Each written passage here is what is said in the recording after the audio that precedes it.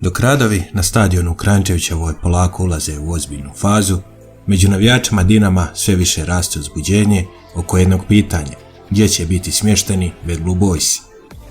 Prije nego krenemo, besplatnom pretplatom podržite rad našeg kanala. Prema najnovijim informacijama koje je otkrio član izvršnog odbora Dinama Ivan Nauković u emisiji Sportski mikrofon, najvatreniji Dinamovi navijači trebali bi dobiti mjesto na južnoj tribini novog stadiona u Kranjčevićevoj. To znači samo jedno: Dinamo bi mogao dobiti pravi navijački pakao iza gola. Južna tribina godinama je simbol najglasnijih navijačkih skupina diljem svijeta, a upravo bi tamo Bad Blue Boysi trebali stvarati atmosferu koja će protivnicima dodatno otežavati posao. Iako Kranjča neće imati ogroman kapacitet poput Maksimira, mnogi smatraju kako bi upravo manji kompaktni stadion mogao donijeti još bolju atmosferu.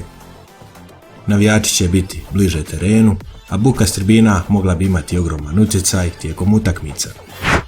Veliki interes za Dinamove utakmice već sada predstavlja veliki izazov za klub. Zbog ograničenog broja mjesta planira se velik dio kapaciteta rezervirati za vlasnike godišnjih ulaznica, dok će članovi i prijatelji kluba imati prednost pri kupnji preostalih karata. To bi moglo značiti da će do ulaznice biti izuzetno teško doći, posebno za najveće utakmice i europske susrete. Kranjča tako polako postaje jedna od najzanimljivijih nogometnih priča u Hrvatskoj. Dinamo će privremeno dobiti novi dom, a navijači se nadaju kako će upravo atmosfera s južne tribine stvoriti poseban identitet stadiona.